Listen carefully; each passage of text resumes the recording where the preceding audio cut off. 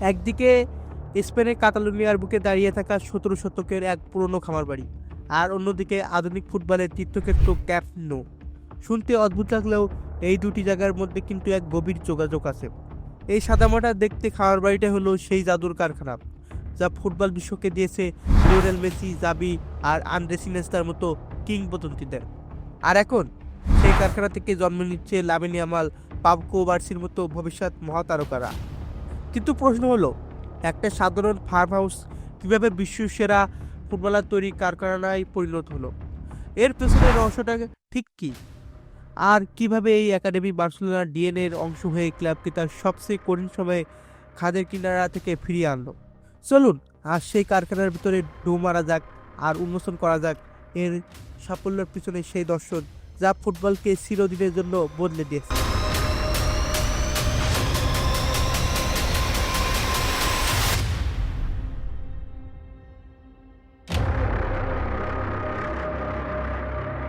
ফুটবলের ইতিহাসে এমন কি কোনো দল এসেছে যারা খেলাটাকে শিল্পের পর্যায়ে নিয়ে গেছিল? উত্তর একটাই, পেপ গার্দিওলার বার্সেলোনা। ২০০৮ থেকে ২০১২ এই দলটাই তাদের বিখ্যাত টিকিটাকা দিয়ে গোটা বিশ্বকে শাসন করেছিল। কিন্তু তাদের সাফল্যের পিছনে সবচেয়ে বড় শক্তি কোনো কোটি টাকার সাইনিং ছিল না, ছিল তাদের নিজেদের আঁতুড়ঘর লা মাসিয়া। একবার ভাবুন তো, ২০১০ সালের ব্যালন ডি'অরের কথা। ইতিহাসে প্রথমবার ফাইনালিস্ট তিনজনই ছিলেন একই ক্লাবের, একই একাডেমি থেকে উঠে আসা লিওনেল মেসি, আন্দ্রেস ইনিয়েস্তা এবং জাভি হার্নান্দেজ। এটা ছিল লা মাসিয়ার বিশ্বজয়। ২০১১ সালে চ্যাম্পিয়ন্স লিগ ফাইনালে ম্যানচেস্টার ইউনাইটেডের বিপক্ষে যে বার্সেলোনা দলটি খেলেছিল তার শিরদাঁড়াই ছিল না লা মাসিয়ার হাতে গড়া। Victor Valdes, Gerard Pique, Carlos Puyol, Sergio Busquets, Xavi, Iniesta এবং অবশ্যই লিওনেল মেসি। তারা সেদিন শুধু একটা ম্যাচ জেতেনি, তারা একটা দর্শনকে জিতেছিল। এই দর্শনে লা মাসিয়ার ভিত্তি করে দেয় এবং বার্সেলোনাকে তাদের বিখ্যাত পরিচয় দেয়, মেসকিউ আন ক্লাব, বা একটি ক্লাবের চেয়েও বেশি কিছু। ওই সময়ে লা মাসিয়া ছিল বার্সেলোনার অহংকার, তাদের পরিচয়ের প্রতীক। গোটা বিশ্ব অবাক হয়ে দেখছিল কিভাবে একটা ক্লাব তারকা তৈরি করে, কেনে না। কিন্তু কোনো স্বর্ণালী যুগই চিরস্থায়ী হয় না। পেপ গার্দিওলার বিদায়ের পর, আর বিশেষ করে নেইমারের রেকর্ড ভাঙা দামে পেজিতে যাওয়ার পর, বার্সেলোনা যেন তার শিকড় থেকে সরে যেতে শুরু করলো। ক্লাবের পরিচালকরা ভাবতে শুরু করলো সাফল্য কিনতে হলে বস্তা বস্তা টাকা খরচ করতে হবে। লা মাসিয়ার ওপর থেকে বিশ্বাসটা কমে গেল, আর শুরু হলো অপরিচিত ব্যক্তি গ্যালাক্টিকো নীতির এক ব্যর্থ অনুকরণ। ফিলিপে কুতিনহো, ওসমান দেমবেলে, আঁতোয়া গ্রিজম্যানদের মতো মহা তারকাদের পেছনে শত শত মিলিয়ন ইউরো উড়িয়ে দেওয়া হলো।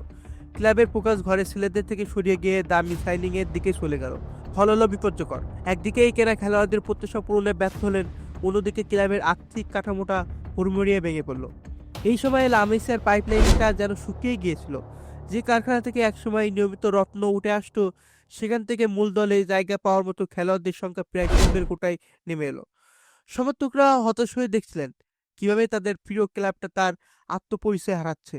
যে বার্সেলোনা নিজেদের ছেলেদের নিয়ে গর্ব করত, তারাই তখন অর্থনৈতিকভাবে বিপর্যস্ত আর মাঠে দিশারা একটা দল পরিণত হচ্ছিল। মনে হচ্ছিল লা মাসিয়ার সেই জাদুর ছোঁয়া হয়তো হারিয়ে গেছে। ফুটবল বিশ্বে প্রশ্ন উঠতে শুরু করেছিল, লা মাসিয়ার যুগ কি তবে শেষ? বলা হয় গভীর সংকট নাকি নতুন সুযোগের দরজা খুলে দেয়। বার্সেলোনার আর্থিক বিপর্যয় তাদের জন্য ঠিক তেমনভাবে এক আশীর্বাদ হয়ে এলো। যখন নতুন খেলোয়াড় কেনার জন্য ক্লাবের কোষাগার প্রায় শূন্য, তখন প্রেসিডেন্ট ওয়ান লাপোর্তা এবং কোচ জাভি হার্নান্দেজ বাধ্য হলেন ক্লাবের মূলে ফিরে তাকাতে। আর সেই মূলটা হলো লা মাসিয়া। জাভি নিজে লা মাসিয়ার অন্যতম সেরা ছাত্র। তিনি ভালো করে জানতেন এই একাডেমির আসল শক্তিটা কোথায়। তিনি তরুণদের উপর রাখলেন অগাধ আস্থা। গাভি তার আগ্রাসন আর অবিশ্বাস্য প্রতিভা দিয়ে মিডফিল্ডে ঝড় তুলে এই নতুন বিপ্লবের প্রতীক হয়ে উঠলেন। এরপর এলেন আলেহান্দ্রো বালদে, আনসু ফাতির মতো তরুণেরা। কিন্তু আসল বিস্ময়টা অপেক্ষা করছিল ভবিষ্যতের জন্য। ২৩-২৪ মৌসুমে যখন দল ঢুকছিল, তখন মাত্র ১৬ বছর বয়সী এক কিশোরের অভিষেক হলো। নাম তার লামিন ইয়ামাল। প্রথম ম্যাচ থেকে তার ড্রিবলিং, গতি আর আত্মবিশ্বাস দেখে মনে হচ্ছিল সে যেন বহু বছর ধরে সর্বোচ্চ পর্যায়ে খেলছে। তার উত্থানটা ছিল উল্কার মতো। এরপরে ডিফেন্সে এলেন আরেক তরুণ তুর্কি, পাবলো বার্সি। মাত্র ১৭ বছর বয়স, কিন্তু মাঠে তার শান্ততা আর বল পায়ে রাখার দক্ষতা যেন যে কেউ তাকে একজন অভিজ্ঞ ডিফেন্ডার বলে ভুল করবে। ক্লাবের আর্থিক সংকটটাই তাদের বাধ্য করেছিল নিজেদের উঠোনের দিকে তাকাতে, আর সেখানেই তারা খুঁজে পেল তাদের আসল গুপ্তধন। যে দর্শনের উপর ভিত্তি করে ক্লাবটি একসময় বিশ্বজয় করেছিল, সেই দর্শনে তারা আবার ফিরে এলো। এখন কোচ হান্সি ফ্লিকের অধীনে বার্সেলোনার ভবিষ্যতেই তরুণদের ঘিরেই তৈরি হচ্ছে। যখন বার্সেলোনা গভীর সংকট পড়েছে, তখনই এই কারখানা তাদের উদ্ধারের পথ দেখিয়েছে। আজকের বার্সেলোনা দলটা দিকে তাকালো মনে হয় লা মেসিয়া এক নতুন স্বর্ণালী যুগের ভোরের আলো দেখাচ্ছে।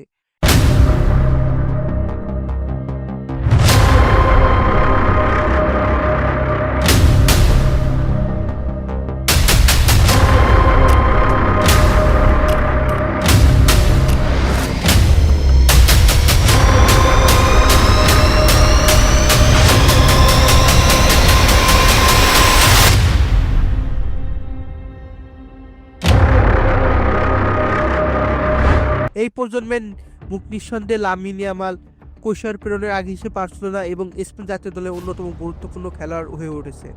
তার বাজার মূল্য আকাশ ছোঁয়া, যা প্রমাণ করে লা মেসিয়া শুধু খেলোয়াড়দের বানায় না, ক্লাবের জন্য বিশাল আর্থিক সম্পদই তৈরি করে। লিওনেল মেসি রেখে যাওয়া 10 নম্বর জার্সিটা ইতিমধ্যে তার গায়ে উঠেছে, তবে তার অবিশ্বাস্য প্রতিভা ইতিমধ্যে তাকে কিংবদন্তিদের সাথে তুলনায় নিয়ে এসেছে। তবে তার পাশে আছেন পাও কুবার্সি। এই তরুণ সেন্টার ব্যাককে অনেকে জেরার্ড পিকের যোগ্য উত্তরসূরি হিসাবে দেখছেন। তার খেলা দেখলে বোঝা যায় লা মেসিয়া কেন শুধু আক্রমণাত্মক খেলোয়াড়ই নয়, বুদ্ধিদীপ্ত ডিফেন্ডার তৈরি করতে ওস্তাদ। মিডফিল্ডে গাবি আর ফার্মিন লোপেজ দেখাচ্ছেন কিভাবে লা মেসিয়া খেলোয়াড়রা কৌশল আর কঠোর পরিশ্রমের এক আদর্শ মিশ্রণ হতে পারে। আর এই ধারা এখানেই থেমে নেই, পর্দার আড়ালে তৈরি হচ্ছে অনেক প্রতিভা। হেক্টর ফোর্ড, মার্গিও আর মার্ক বার্নালের মতো খেলোয়াড়রা মূল দলের দরজায় করে নাড়ছে এবং যে কোনো মুহূর্তে সুযোগ পাওয়ার জন্য প্রস্তুত। এটাই লা মেসিয়ার আসল শক্তি।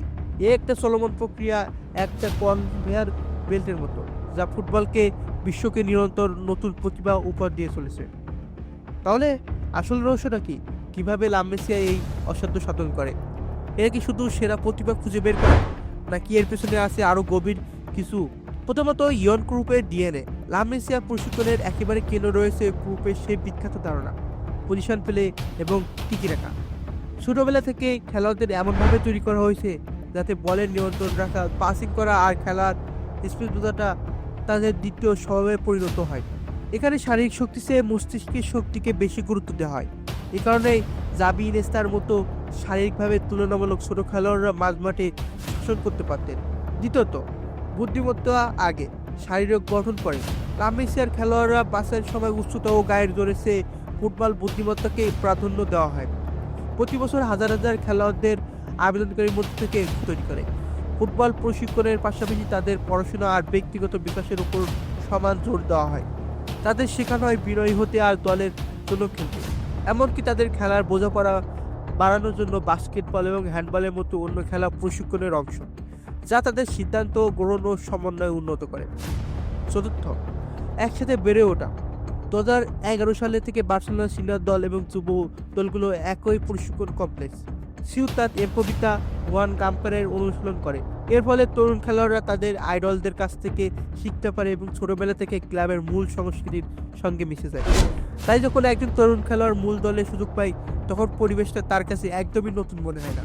এই সব কিছুই মিলে লা মেসিয়া একটা সাধারণ একাডেমি থেকে ফুটবলার তৈরি কিংবদন্তি তুল্য কারখানায় পরিণত হয়েছে। শেষ পর্যন্ত লা মেসিয়া শুধু একটা ইট পাথরের বিল্ডিং বা ফুটবল একাডেমি নয়, এটা একটা দর্শন, একটা পরিচয় এবং বার্সেলোনার হৃদয় স্পন্দন। ইতিহাস সাক্ষী, যখন বার্সেলোনা পথ হারিয়েছে, অর্থনৈতিক বা ফুটবলীয় সংকটে পড়েছে, তখন এই খামার বাড়িটা তাদের জন্য বাতিঘর হয়ে পথ দেখেছে। মেসি, জাভি, ইনিয়েস্তার স্বর্ণালী প্রজন্ম থেকে শুরু করে লামিন ইয়ামাল আর পাও কুবার্সির হাত ধরে আসা নতুন দিনের পুনরুত্থান পর্যন্ত লা মেসিয়া বারবার প্রমাণ করেছে যে ক্লাবের সবচেয়ে বড় শক্তি তার নিজের ঘরে লুকিয়ে আছে। ফুটবল যখন $বিলিয়ন এক চোখ ধাঁধানো ব্যবসায় পরিণত হয়েছে, তখন লা মেসিয়া আমাদের একটা জরুরি কথা মনে করে দেয়: সেরা জিনিস সবসময় টাকা দিয়ে কেনা যায় না, কিছু জিনিস তৈরি করতে হয় ভালোবাসা, দর্শন আর ধৈর্য দিয়ে।